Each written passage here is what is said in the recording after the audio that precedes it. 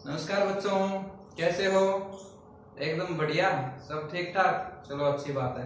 तो बच्चों last lecture में हमने कूलॉम्स लॉ से रिलेटेड न्यूमेरिकल्स किए थे और इस लेक्चर में हम करेंगे सुपरपोजिशन प्रिंसिपल। तो बहुत से बच्चों की ये प्रॉब्लम रहती है, ये प्रिंसिपल समझ नहीं पाते हैं कि क्या है। तो चलिए हम समझने की कोशिश करते हैं। तो मान लीजिए बच्चों हमारे पास एक चार्ज Q0 है और दूसरा चार्ज Q1 है, राइट। तो अभी तक हमने पढ़ा है कि हमारे पास दो चार्जेस हैं और उनके बीच की जो डिस्टेंस है वो r है, जो दूरी है वो कितनी है, r है। तो अब इन दोनों के बीच में जो इलेक्ट्रोस्टैटिक फोर्स ऑफ अट्रैक्शन और रिपल्शन है वो अगर कैलकुलेट करना हो तो हम किससे करते थे? कूलॉम्स लॉ से करते थे।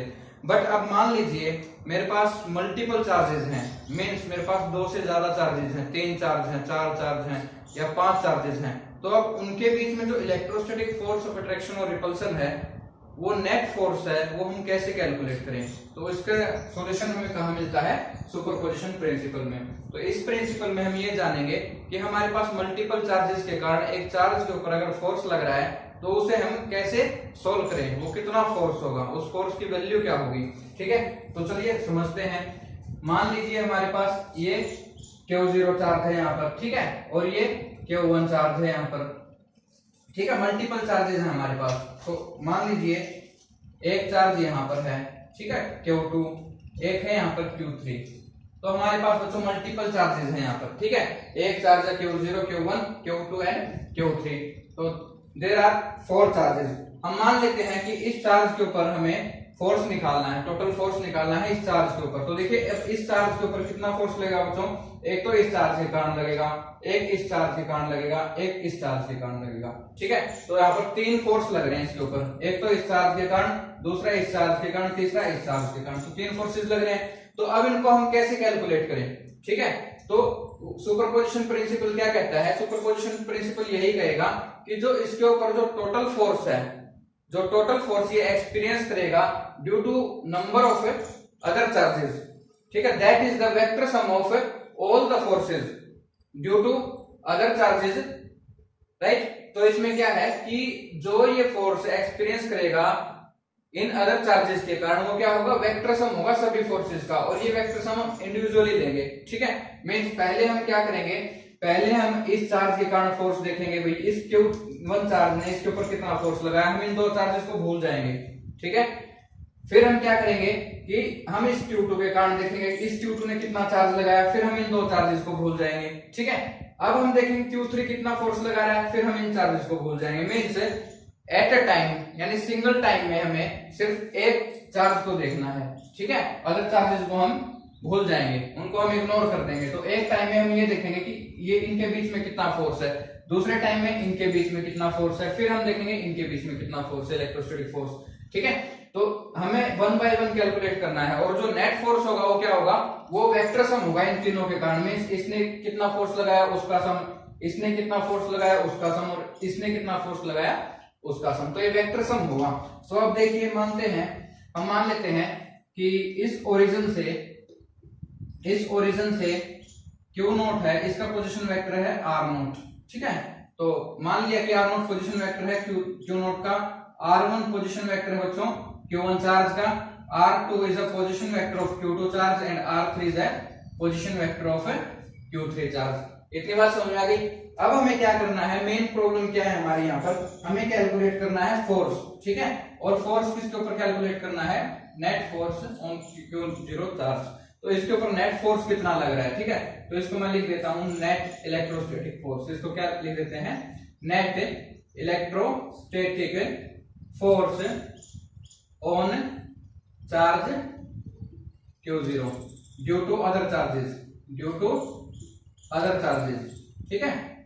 तो जो हमारे और चार्जेस हैं उसके कारण इसके ऊपर नेट फोर्स कितना लग रहा है वो हमें कैलकुलेट करना है, ठीक है। तो सुपरपोजिशन प्रिंसिपल में हम ये सीखेंगे कि हम इस पे नेट फोर्स है वो कैसे कैलकुलेट करें। तो बच्चों हमें क्या करना है, पहले हमें F01 निकालना है। F01 क्या है यहाँ पर? F01 है force on charge Q0 due to charge Q1, ठीक है। तो ये क्या है? F01 क्या है बच्चों? F01 है इस Q चार्ज के ऊपर इसने कितना फोर्स लगाया, Q1 ने कितना फोर्स लगाया। तो हम पहले ये कैलकुलेट करेंगे, ठीक है। तो इसकी वैल्यू कितनी आएगी, F01 की कूलम्ब्स लॉ का डायरेक्ट यूज करना है यहाँ पर, तो इसकी वैल्यू आएगी 1/4 पाई एप्सिलॉन नॉट। चार्ज किस किस के बीच में ले रहे हैं हम, जो फोर्स ऑफ अट्रैक्शन है, तो Q0 के बीच में और दूसरा Q1 के बीच में। अब यहाँ पर क्या होता है, डिस्टेंस, तो डिस्टेंस कितना होगा इन दोनों के बीच में, डिस्टेंस तो इससे शो करेंगे हम, ठीक है, डिस्टेंस तो इसी से शो करेंगे, तो इसकी वैल्यू क्या होगी R10 स्क्वायर, राइट। और अब हम क्या करेंगे, Coulomb's law in vector form में डायरेक्शन भी शो करते थे, तो इसकी डायरेक्शन क्या होगी R10 यूनिट वेक्टर, ठीक है। तो F01 हमने कैलकुलेट कर दिया बाय यूजिंग कूलम्ब्स लॉ, ठीक है। कूलम्ब्स लॉ का हमने यूज करके क्या कर दिया, F01 कैलकुलेट कर लिया कि इस Q1 चार्ज ने इस Q0 चार्ज पर कितना फोर्स लगाया, या फिर इन दोनों के बीच में जो इलेक्ट्रोस्टैटिक फोर्स ऑफ अट्रैक्शन और रिपल्सन है वो कितना है, इतना, ठीक है। नेक्स्ट हम क्या करेंगे बच्चों, जैसे हमने F01 कैलकुलेट किया है, सिमिलरली हम क्या करेंगे, F02 भी कैलकुलेट करेंगे। F02 कैसे कैलकुलेट करेंगे, अब हमें फोर्स किसके बीच में निकालना है, Q0 और Q2 के बीच में निकालना है, Q0 और Q2 के बीच में कैलकुलेट करना है। अब हम इन दोनों चार्जेस को नेगलेक्ट कर देंगे, सिर्फ इनके बीच फोर्स निकालेंगे, तो इनकी डिस्टेंस कितनी हो जाएगी, ये वाली है ना, तो डिस्टेंस ये वाली हो जाएगी।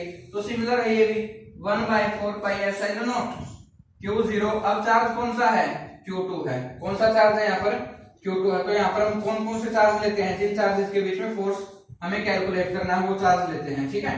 तो अब डिस्टेंस कितना हो जाएगा इनका R20 स्क्वायर, और डायरेक्शन इस यूनिट वेक्टर से रिप्रेजेंट कर देंगे, ठीक है। तो F02 भी कैलकुलेट कर लिया। अब हमें क्या करना है, F03 कैलकुलेट करना है, वो भी ऐसे ही होगा, ठीक है।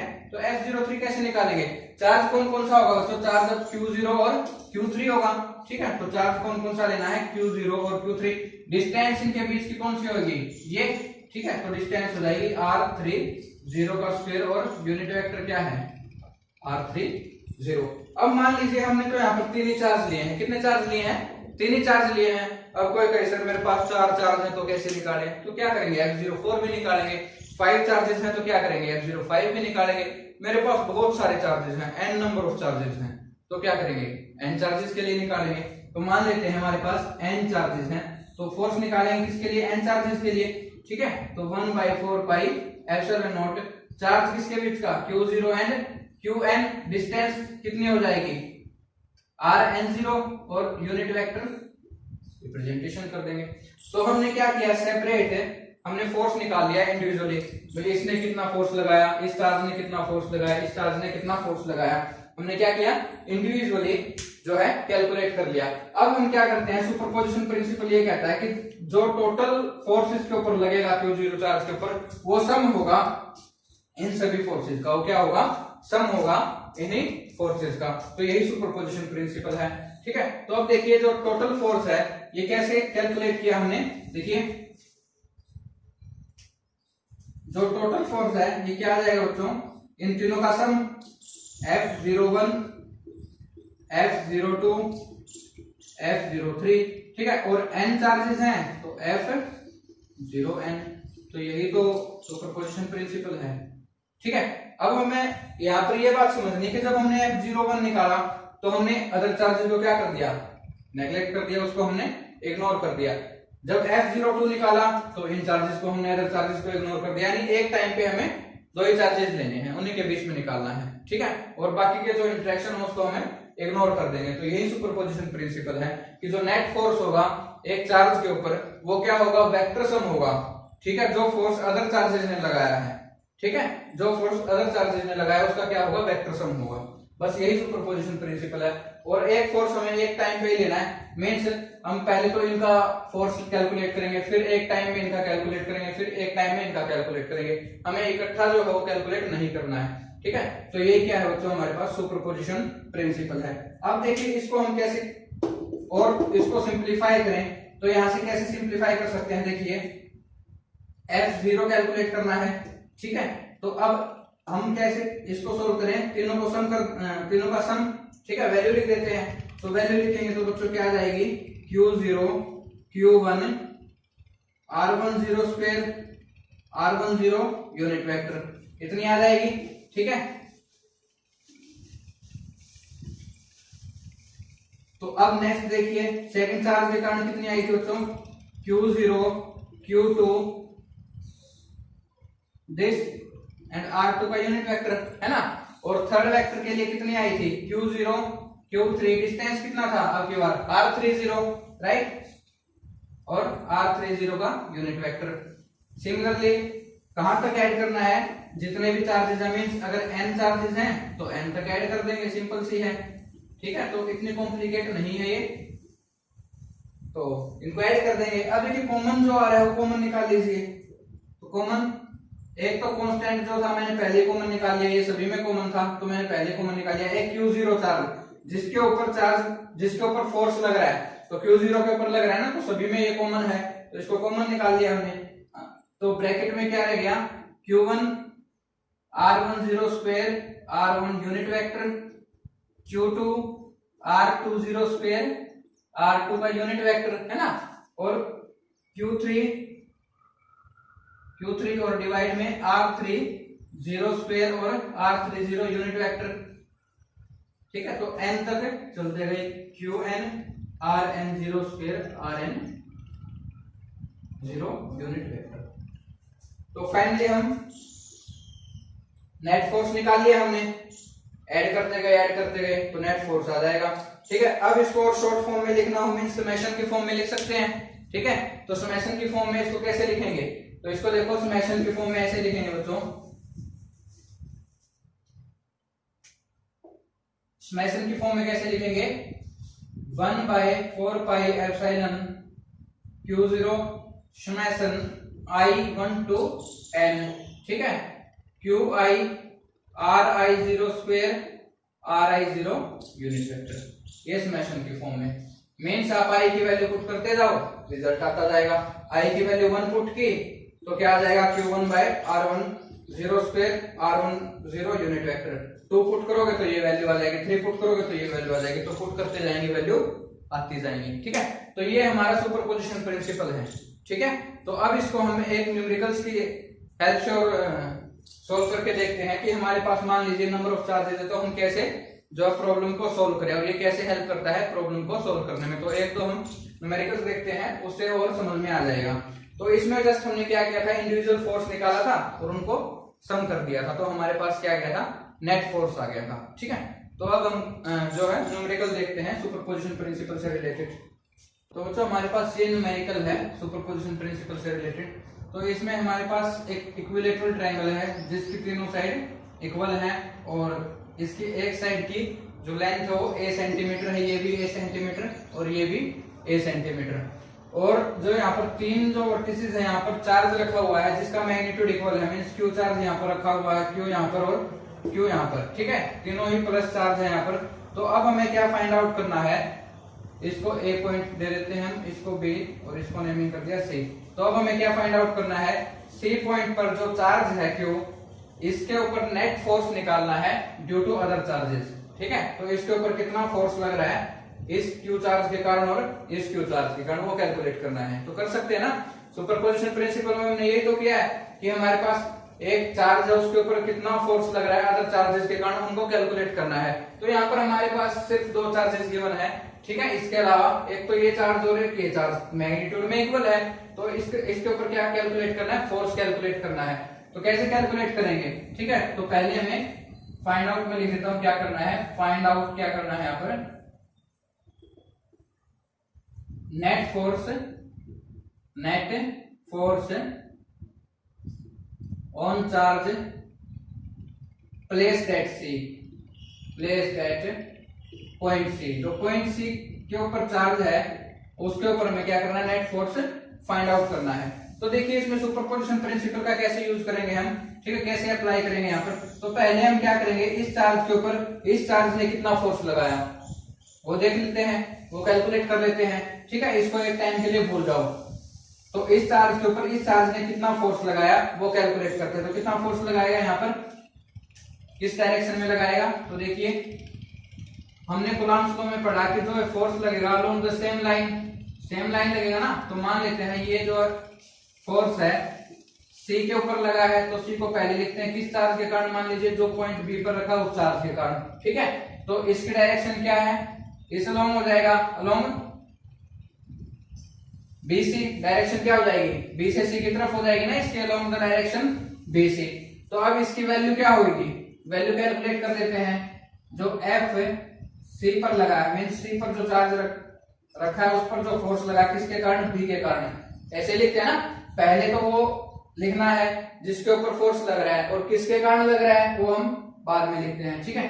तो अब देखिए कितना फोर्स लगेगा बच्चों, 1/4πε, ठीक है। अब चार्जेस कौन कौन से हैं, एक चार्ज ये है, एक चार्ज ये है। ऐसे ही तो करते हैं ना कि यहाँ पर क्या लेते हैं, चार्जेस का तो प्रोडक्ट लेते हैं चार्जेस के मैग्नीट्यूड का। तो एक तो चार्ज Q है, दूसरा चार्ज भी क्या है Q।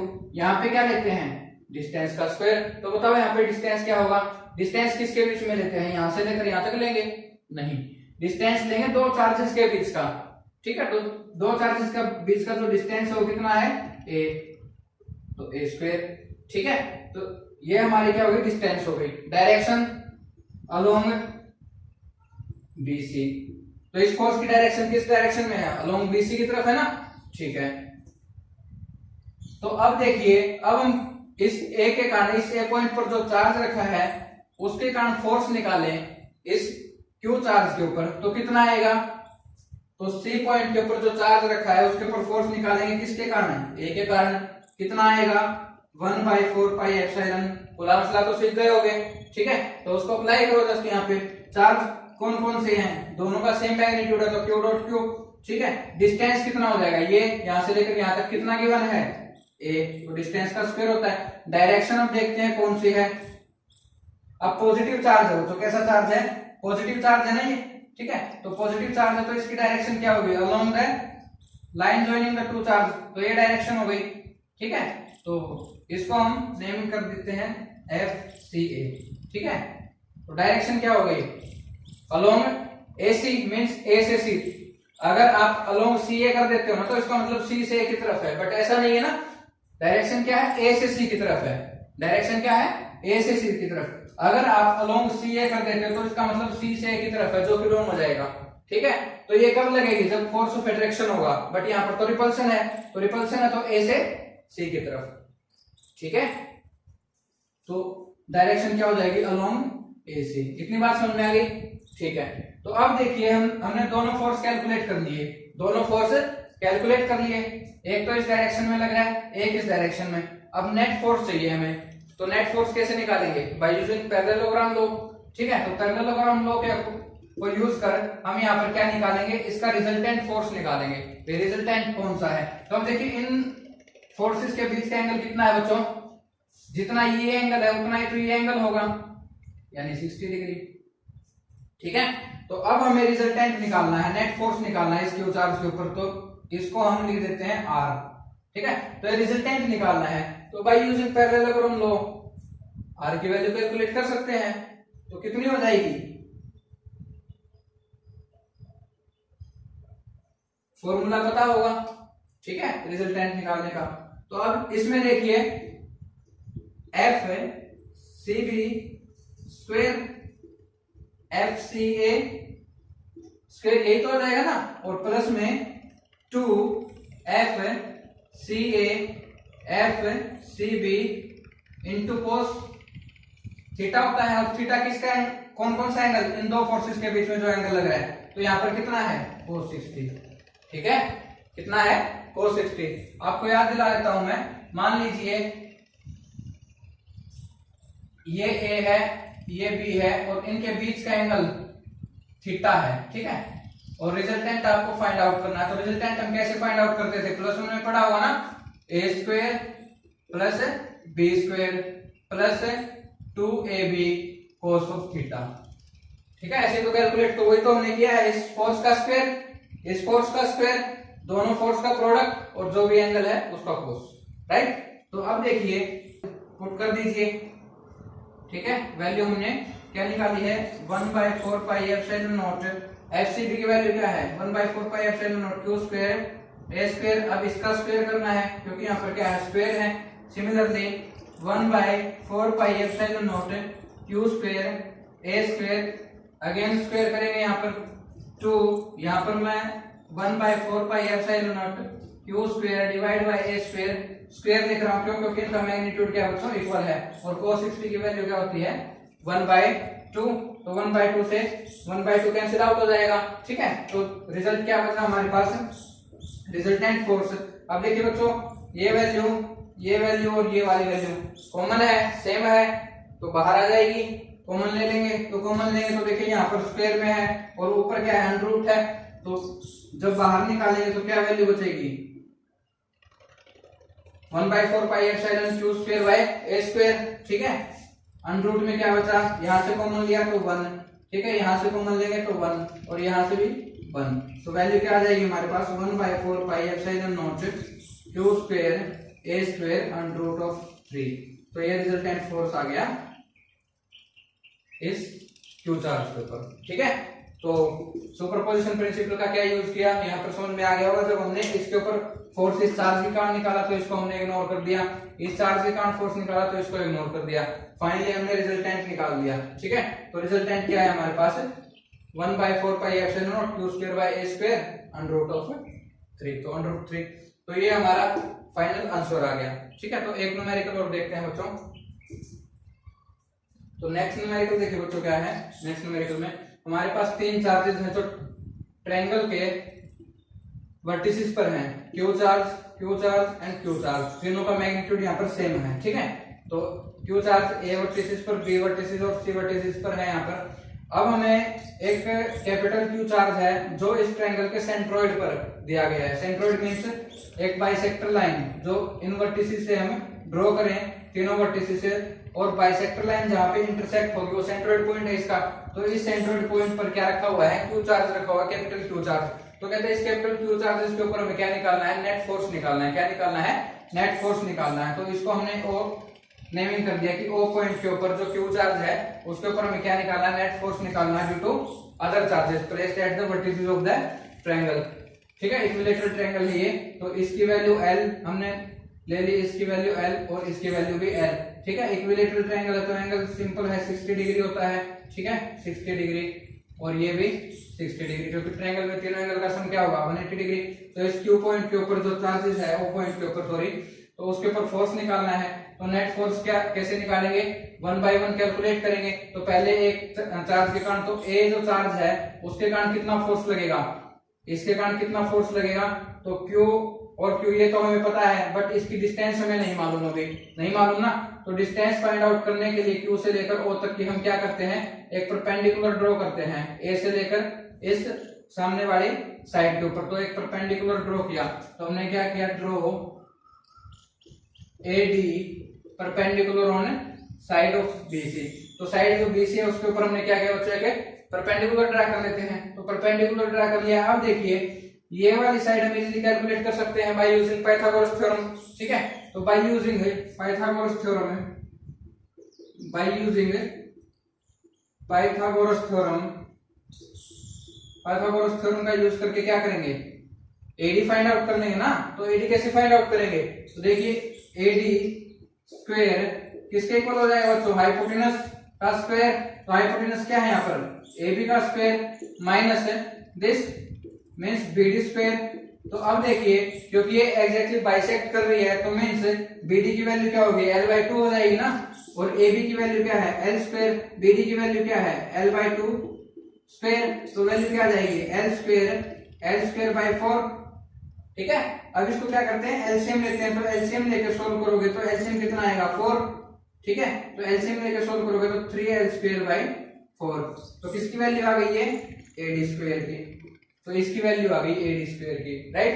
तो अब देखिए AD की वैल्यू क्या आएगी, 3L स्क्वायर बाय 4 का अंडर रूट। तो कितनी वैल्यू आ गई, अंडर रूट 3/2L। कितनी वैल्यू आ गई, अंडर रूट 3/2, क्योंकि यहाँ पर स्क्वायर में था ना, हमें तो वैल्यू किसकी चाहिए, AD की, स्क्वायर की तो नहीं चाहिए। तो AD की वैल्यू क्या आएगी, इसका अंडर रूट कर देते हैं, और रूट 3/2 इंटू L। तो AD की वैल्यू आ गई, ये वाली वैल्यू आ गई यहाँ से लेकर यहाँ तक। ठीक है, तो AD की वैल्यू आ गई बच्चों अंडर रूट 3/2L। तो अब हमें क्या फाइंड आउट करना है, हम AD तो फाइंड आउट कर लिया, किस लिए किया है, क्योंकि अगर हमें AD का पता चल जाए तो हम ये फाइंड आउट कर सकते हैं कि A से लेकर O तक की डिस्टेंस कितनी है। ठीक है, A से लेकर O तक की डिस्टेंस कितनी है, और अगर हमें ये मिल जाए कि A से O तक इतनी डिस्टेंस है तो B से O की भी उतनी ही डिस्टेंस होगी, C से लेकर O की भी उतनी ही डिस्टेंस होगी। तो अब देखिए AO जो है इसकी डिस्टेंस कितनी होगी, तो जो ये सेंट्रोइड होता है, जो ये सेंट्रोइड ये ऊपर वाली वर्टिसिस से कितना लेंथ पर होता है 2/3 ऑफ एडी, ठीक है। मीन्स जो ये दूरी होती है ये पूरी लेंथ की कितनी होती है 2/3 के इक्वल होती है। मीन्स पूरी लेंथ मान लीजिए अगर यहाँ पर 3 सेंटीमीटर है तो ये वाली कितनी होगी 2/3 मीन्स 2 सेंटीमीटर, राइट। और ये वाली कितनी बच जाएगी 1/3। तो ए ओ कैसे फाइंड आउट करना है 2/3 of total length of AD, ठीक है। तो एडी की कितनी लेंथ है 2/3, एडी की लेंथ हमने कितनी कैलकुलेट की है √3/2, ठीक है। तो 2 से 2 कैंसिल आउट हो जाएगा, तो मेन से L/√3। तो ये क्या किसकी वैल्यू आ गई बच्चों, AO की वैल्यू आ गई। अब बोलोगे सर AO क्यों चाहिए हमें, AO इसलिए चाहिए बच्चों क्योंकि जब हम इनके बीच में फोर्स कैलकुलेट करेंगे तो उसमें हमें डिस्टेंस चाहिएगा। और हमने क्या सीखा है कि जो डिस्टेंस वो चार्जेस के बीच का तो होता है ना, तो एक चार्ज यहाँ पर रखा है, एक चार्ज यहाँ पर, तो ये डिस्टेंस तो हमें चाहिएगा। सिमिलरली जब इसका फोर्स निकालेंगे ये डिस्टेंस तो चाहिएगा, सिमिलरली ये डिस्टेंस भी चाहिएगा। तो इसलिए हमने AO फाइंड आउट कर लिया। मेथड ये है यहाँ से फाइंड आउट करने का कि परपेंडिकुलर ड्रा किया, पाइथागोरस थ्योरम का यूज करके पहले AD फाइंड आउट करेंगे और AD से AO फाइंड आउट कर लेंगे। अब AO फाइंड आउट कर लिया तो हमें मालूम है कि AO और BO और CO तीनों इक्वल हैं, तीनों क्या है इक्वल है। तो इसका मतलब हमें तीनों डिस्टेंस मिल गई। अब डिस्टेंस मिल गई तो हम आसान हो गया, फोर्स इजीली कैलकुलेट कर लेंगे। तो फोर्स कैसे कैलकुलेट करेंगे, अभी तक देखो सुपरपोजिशन प्रिंसिपल का यहाँ पर हमने यूज नहीं किया, अब सुपरपोजिशन प्रिंसिपल का यूज करेंगे। अभी तक तो जो हमने काम किया है वो सिर्फ डिस्टेंस कैलकुलेट करने का किया है, मींस कूलम्ब्स लॉ में हम उसको यूज कर सके। तो अब देखिए यहाँ पर कैलकुलेट करते हैं सुपरपोजिशन प्रिंसिपल से। तो A के कारण कितना फोर्स लगेगा, जो चार्ज O पॉइंट पर रखा है A के कारण कितना फोर्स लगेगा 1/4πε। कौन कौन सा चार्ज है बच्चों, Q डॉट कैपिटल Q, क्योंकि एक चार्ज तो ये है एक चार्ज ये है, ठीक है। यहाँ पर सुपरपोजिशन प्रिंसिपल का यूज है। डिस्टेंस कितना है, डिस्टेंस का स्क्वायर लेंगे तो डिस्टेंस कितना लिया हमने L/√3, तो डिस्टेंस कितना हो जाएगा L/√3 स्क्वायर, राइट। डायरेक्शन क्या हो जाएगी, अब डायरेक्शन भी मेंशन करनी पड़ेगी, ठीक है। तो इसके कारण जो फोर्स निकालेंगे तो डायरेक्शन हमारी ये हो जाएगी, ठीक है, अलोंग AO। डायरेक्शन क्या हो जाएगी अलोंग AO। बात समझ में आ गई, ठीक है। क्योंकि दोनों का जो साइन है चार्ज का दोनों सेम चार्ज है, मींस दोनों पॉजिटिव हैं, तो अलोंग AO डायरेक्शन हो जाएगी, ठीक है। तो यहां से कैलकुलेट कर लिया। अब देखिए B के कारण कैलकुलेट कर लेते हैं, इसके कारण कैलकुलेट करो। डिस्टेंस ये हमें मालूम है ये, तो 1/4πε0। चार्ज कौन सा Q और कैपिटल Q। डिस्टेंस कौन सी हो जाएगी बच्चों, ये वाली डिस्टेंस कितनी है सेम है L/√3 स्क्वायर। अब इसकी डायरेक्शन क्या होगी, इसकी डायरेक्शन क्या होगी, देखो इस डायरेक्शन में नहीं होगी बच्चों, इसकी डायरेक्शन ये वाली हो जाएगी, मींस अलोंग BO। डायरेक्शन क्या हो जाएगी अलोंग BO।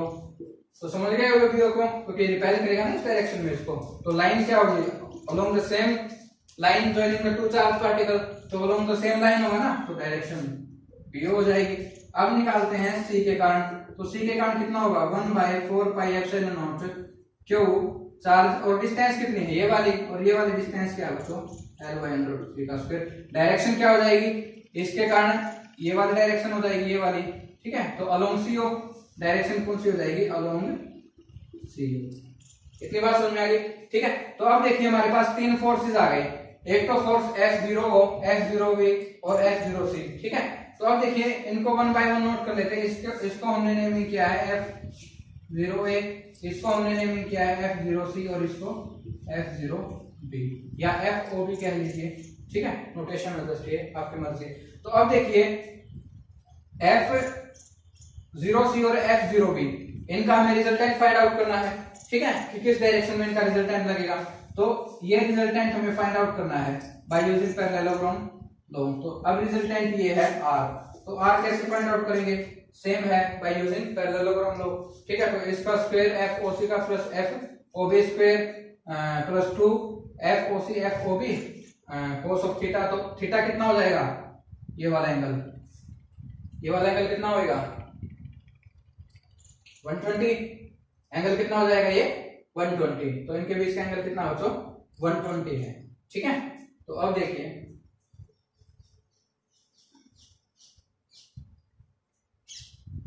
अब आप बोलोगे सर ये 120 कैसे है, क्वेश्चन यही है ना कि 120 कैसे हुआ। तो देखिए क्या हुआ कि एक बाइसेक्टर लाइन है, हमने कहा कि ये एंगल 60 डिग्री है, तो ये वाला एंगल कितना हो जाएगा, बाइसेक्टर लाइन इक्वल दो हिस्सों में डिवाइड करेंगे ना, तो एंगल भी 2 पार्ट में डिवाइड, तो ये वाला एंगल भी कितने का 30। तो अब ये ट्रायंगल देखो ये वाला, ठीक है, तो 30 ये एंगल 30 है, तो ये कितने का हो गया बच्चों, क्योंकि टोटल सम कितना होता है 180 होता है ना, तो 60 गया तो 120 बच गया। तो ये वाला जो एंगल है ये 120 है। तो अगर ये वाला एंगल 120 है तो वर्टिकल अपोजिट एंगल नहीं हो गया, तो ये भी कितना हो गया 120 नहीं हो गया, तो वही तो 120 बोल रहे हैं। तो अब देखिए कैलकुलेट करते हैं रिजल्टेंट। रिजल्टेंट कैलकुलेट कीजिए, इसका स्क्वायर और इसका स्क्वायर, देखो दोनों क्या है, मैग्नीट्यूड में सेम ही है दोनों, ठीक है। तो 1/4 pi epsilon naught Q dot distance L by m dot square, ठीक है, और इसका होल स्क्वायर, ठीक है। नेक्स्ट है 1/4 pi epsilon naught Q dot distance कितना हो, L by m dot 3 square whole square. अब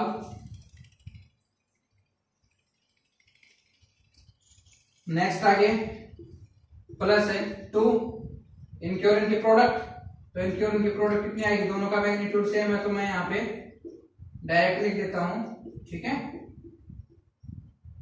स्क्वायर। अब एंगल देखते हैं, एंगल कितना है cos 120, कितना है बच्चों cos 120। अब cos 120 को कैसे सोल्व करें, इसकी वैल्यू क्या होगी cos 120 की, -1/2, वैल्यू कितनी हो जाएगी -1/2। कैसे, cos 120 है, इसको हम कैसे लिख सकते हैं, cos 180 माइनस 60 डिग्री, ऐसा नहीं लिख सकते, लिख सकते हैं ना, cos 180 माइनस 60 डिग्री। अब देखिए cos 180 में से 60 डिग्री गया, तो 180 में से कौन से क्वाड्रेंट में चला गया, कौन से क्वाड्रेंट में गया, सेकंड में, और सेकंड में क्या होता है cos नेगेटिव होता है, ठीक है। तो इसको लिख देंगे यहाँ पे माइनस cos ऑफ 60 डिग्री, तो वैल्यू क्या हो जाएगी -1/2, वैल्यू क्या हो जाएगी -1/2, ठीक है। तो cos 180 को कैसे लिख सकते हैं, सॉरी cos 120 को कैसे लिख सकते हैं, cos 180 माइनस 60, तो किसके इक्वल हो जाएगा, cos 120 के इक्वल हो जाएगा ना। अब देखिए cos 180 में से कुछ घटा दिया तो सेकंड क्वाड्रेंट में चला गया, और सेकंड क्वाड्रेंट में cos क्या होता है नेगेटिव, तो वैल्यू क्या आ जाएगी बच्चों माइनस ऑफ cos 60, और cos 60 की वैल्यू क्या होती है हाफ, तो -हाफ वैल्यू आ जाएगी। तो cos 120 की वैल्यू क्या आ जाएगी -1/2, क्या आ जाएगी -1/2। अब 2 से 2 कैंसिल आउट हो जाएगा, तो वैल्यू माइनस का साइन यहाँ पर लगा देते हैं, ठीक है, तो माइनस का साइन मैंने यहाँ पर लगा दिया। अब देखिए ये वाली वैल्यू कॉमन नहीं है तीनों में, जो कॉमन है वो निकाल लेते हैं आउटसाइड अंडर रूट, तो ये वाली वैल्यू बच्चों कॉमन है √L/3 स्क्वायर, ठीक है, और ब्रैकेट में क्या बचा 1 + 1 - 1, ठीक है, यानी ब्रैकेट में 1 ही बचेगा, ठीक है। तो ये वाली वैल्यू हमारी रिजल्टेंट आ गई, ठीक है। ये रिजल्टेंट किसका आया है, इसका, दोनों का, FOC और FOB का रिजल्टेंट आया है। तो अब देखिए जो रिजल्टेंट आया है हमारा, ये इसके इक्वल नहीं है, FOA के इक्वल नहीं है, मैच कीजिए, जो ये रिजल्टेंट आया है ये FOA के इक्वल नहीं आ रहा, मैग्नीट्यूड मैच कीजिए, 1/4 pi epsilon Q dot Q distance same है, तो यानी ये जो मैग्नीट्यूड आया तो किसके इक्वल आया है FOA के। तो इसका मतलब क्या है कि जो ये रिजल्टेंट आया है हमारा, रिजल्टेंट ये मैग्नीट्यूड में इसके इक्वल है, बट डायरेक्शन में क्या है अपोजिट है, डायरेक्शन में क्या है अपोजिट है, क्यों, क्योंकि इसकी डायरेक्शन तो ऊपर की तरफ है और इसकी डायरेक्शन जस्ट अपोजिट है इसके, ठीक है। तो डायरेक्शन में तो क्या है अपोजिट है, बट मैग्नीट्यूड में क्या है इक्वल है। तो अब इन दोनों का जो रिजल्टेंट होगा, जो दोनों का रिजल्टेंट होगा वो क्या होगा 0 हो जाएगा, ठीक है। तो नेट जो फोर्स लगा इसके ऊपर वो कितना होगा, नेट फोर्स लगेगा, जो रिजल्टेंट हमारा आया है माइनस क्यों ले रहे हैं, क्योंकि डायरेक्शन अपोजिट है FOA के कारण, तो इन दोनों का मैग्नीट्यूड क्या है इक्वल है, तो वैल्यू क्या है 0 के ऊपर, फोर्स जो लगा Q के ऊपर वो कितना आया 0, ठीक है। तो फोर्स ऑन Q चार्ज 0, तो ऐसे सोल्व करना है इसको, ठीक है, समझ में आ गया। चलिए अब नेक्स्ट टॉपिक करते हैं। तो बच्चों नेक्स्ट टॉपिक है रिलेटिव इलेक्ट्रिकल परमिटिविटी और डाइलेक्ट्रिक कांस्टेंट, तो इसको डाइलेक्ट्रिक कांस्टेंट भी बोल देते हैं, और K से इसको हम रिप्रेजेंट करते हैं। तो अब देखिए इसमें क्या टॉपिक में, मान लीजिए हमारे पास दो चार्जेस हैं, अगेन एक Q0 चार्ज है, Q1 चार्ज है। अभी ये एयर में है, किसमें है एयर में है, तो एयर में है तो इनका फोर्स हमने जो कैलकुलेट किया by using Coulomb's law 1/4 pi epsilon not Q1 Q0 distance मान लेते हैं R है, तो R का स्क्वायर हो जाएगा यहाँ, तो एप्सिलॉन नॉट ये क्या है बच्चों, एब्सोल्यूट इलेक्ट्रिकल, एब्सोल्यूट इलेक्ट्रिकल आगे परमिटिविटी, ठीक है, किसकी, एयर की, ऑफ द एयर, ठीक है, ऑफ द एयर। अब क्वेश्चन ये है कि ये एयर में है, ठीक है, एयर में है तो इनका जो फोर्स है वो इससे हमने डिनोट किया, ठीक है। अब हम क्या करते हैं, इन चार्ज पार्टिकल को मान लीजिए वाटर के अंदर डिप कर दें, दोनों चार्ज पार्टिकल को क्या कर दें, इस वाटर के अंदर डिप कर दें, तो जो फोर्स आएगा इलेक्ट्रोस्टैटिक फोर्स ऑफ अट्रैक्शन और रिपल्शन क्यों, तो इसके इक्वल आएगा। क्वेश्चन समझे ना, हमने एयर में लिया इनको तो इससे रिप्रेजेंट किया। अब मैं दोनों चार्जेस को वाटर में डिप कर दूं तो जो फोर्स आएगा इनके बीच में वो कम होगा, ज्यादा होगा या सेम होगा, तो हम कंपेयर किससे करेंगे, कैसे निकालेंगे, with the help of dielectric constant. तो देखिए जो फोर्स आएगा बच्चों मीडियम में, किसी भी मीडियम में, एफ एम से डिनोट कर रहा हूं मैं, फोर्स इन द मीडियम, किसके इक्वल आएगा, ठीक है। अब यहाँ पर एप्सिलॉन नॉट नहीं ले रहा मैं, एप्सिलॉन ले लिया, ठीक है, Q0 Q1 डिस्टेंस मान लेते हैं r², ठीक है। तो Fm ये मींस फोर्स इन मीडियम, ठीक है, वो मीडियम कुछ भी हो सकता है, वाटर हो सकता है, ऑयल हो सकता है, माइका हो सकता है, ग्लास हो सकता है, ठीक है, तो वो मीडियम कुछ भी हो सकता है। तो अब देखिए इन दोनों की रेशियो मींस मैं डिवाइड कर दूं F0 और Fm को, F0 क्या है, फोर्स इन एयर और ये फोर्स इन मीडियम, तो क्या वैल्यू आई बच्चों, 1/4 pi epsilon not Q0 Q1 distance कितना है r², ठीक है, डिवाइड करना है मीडियम के अंदर 1/4 pi epsilon Q0 Q1 divide by r²। देखिए 1/4 पाई से 1/4 पाई कैंसिल हो जाएगा, Q0 से Q0 कैंसिल, Q1 से Q1 कैंसिल और डिस्टेंस से डिस्टेंस कैंसिल, वैल्यू क्या बच जाएगी, F0 by Fm is equal to epsilon naught, ये वैल्यू बच गई, ठीक है। और इन्हीं के रेशियो को हम क्या कहते हैं, इन्हीं के दोनों के रेशियो कहते हैं डाइलेक्ट्रिक कांस्टेंट, क्या कहते हैं बच्चों, dielectric constant, the ratio of the electrical permittivity of the medium to the electrical permittivity of the air, means medium की इलेक्ट्रिकल परमिटिविटी कितनी है और एयर की कितनी है, उन दोनों की रेशियो ले लेते हैं तो क्या आ जाता है, डाइलेक्ट्रिक कांस्टेंट आ जाता है। देखिए हमने कहा epsilon divide by epsilon not की वैल्यू किसके इक्वल होती है, के इक्वल होती है, तो इसकी वैल्यू फाइंड आउट कर सकते हैं, ठीक है, या फिर एप्सिलॉन की वैल्यू क्या हो जाएगी, के इंटू एप्सिलॉन नॉट, ठीक है। तो जो हमने मीडियम में वैल्यू निकाली थी 1/4 पाई, एप्सिलॉन की जगह क्या रख सकते हैं, के इंटू एप्सिलॉन नॉट, वैल्यू वही है, ठीक है, और डिस्टेंस का स्क्वायर, इसका मतलब क्या है बच्चों, 1/4 पाई एप्सिलॉन के Q0 Q1 divide by r², ये वाली वैल्यू आ गई। मींस हमारे पास एक एडिशनल फैक्टर ऐड हो गया यहाँ पे, ठीक है, वो फैक्टर क्या है, डाइलेक्ट्रिक कांस्टेंट। मींस यहाँ पर आप इससे इस मीडियम को कंपेयर करोगे, फोर्स इन मीडियम, तो यहाँ पर क्या है, बाकी सेम है बट एक एडिशनल फैक्टर और आ गया डाइलेक्ट्रिक कांस्टेंट का, और ये किसमें है, डिवाइड में है, ठीक है। अगर मल्टीप्लाई में होता तो क्या फर्क पड़ता, अगर ये मल्टीप्लाई में, तो आप देखिए मान लीजिए अगर हम इसको वाटर में रख दें, ठीक है, अगर हम चार्ज पार्टिकल को वाटर में रख दें और वाटर का डाइलेक्ट्रिक कांस्टेंट कितना है 81, तो अब ये जो फोर्स आएगा ये कम हो जाएगा। अगर उसको एयर में निकाले तो फोर्स की वैल्यू ज्यादा आएगी, बट अगर वाटर में निकाले तो फोर्स की वैल्यू कम आएगी, क्यों, क्योंकि डिवाइड में है। और कितनी कम आएगी, 81 टाइम्स। मान लीजिए हमने एयर में दो चार्ज पार्टिकल लिए एयर में, ठीक है, हमने Q0 और Q1 ले लिया, मान लेता हूं, एज्यूम कर रहा हूं मैं कि इनके बीच में जो फोर्स आया है वो 81 न्यूटन आया है, कितना आया है, 81 न्यूटन। अब सेम चार्जेस को अगर मैं वाटर में लूं, किसमें लूं, वाटर में ले लूं, और इनका फोर्स कैलकुलेट करूं तो कितना आएगा, 81 डिवाइड बाय 81, यानी 81 टाइम लेस, ठीक है, तो यानी 1 न्यूटन आएगा। तो वाटर के अंदर इलेक्ट्रोस्टैटिक फोर्स क्या आएगा, कम आएगा, और कितना कम आएगा, 81 टाइम्स। बात समझ में आ गई, ठीक है। इसी टाइप से अगर माइका में लोगे तो के की वैल्यू क्या होती है, 3 से लेकर 6 के बीच में रेंज होती है।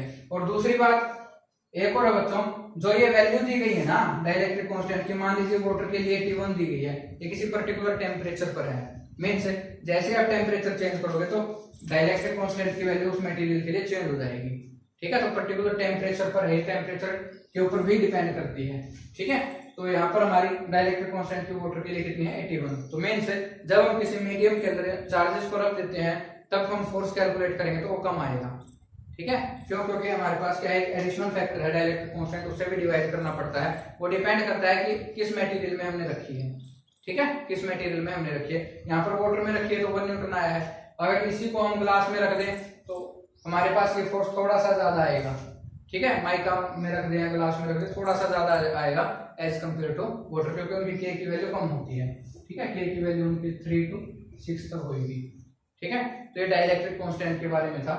तो इसमें हमें यही देखना है कि जब एयर में रखते हैं तो फोर्स कितना आता है, किसी मीडियम में रखते हैं तो कितना आता है, ठीक है। डाइलेक्ट्रिक कांस्टेंट के बारे में मैं एक अलग से वीडियो बनाऊंगा, ठीक है, क्योंकि यहाँ पर अभी तक हमने डिटेल में नहीं पढ़ा है, क्योंकि आपने कुछ टर्म है जो अभी तक नहीं पढ़ी है और आगे काम आएंगी। जब आप वो टर्म पढ़ लेंगे, ठीक है, जैसे हम यूनिट आगे बढ़ाते जाएंगे वो टर्म हमारे आ जाएंगे सिलेबस में और इंट्रोड्यूस करवाऊंगा मैं। जैसे ही आप वो उन टर्म को सीख लोगे तब दोबारा डाइलेक्ट्रिक कांस्टेंट को मैं समझाऊंगा, एक्सप्लेन करूंगा कि ऐसा क्यों हुआ कि हमने वाटर में डिप कर दिया तो फोर्स कम आया, ऐसा क्यों हुआ, ठीक है। तो इसको हम बाद में एक अलग लेक्चर में पढ़ेंगे, क्योंकि अभी तक आपने वो टर्म नहीं पढ़ी है जो इसके लिए जरूरी है। तो आज के लिए इतना ही, नेक्स्ट लेक्चर में हम इलेक्ट्रिक फील्ड पढ़ेंगे। Thank you.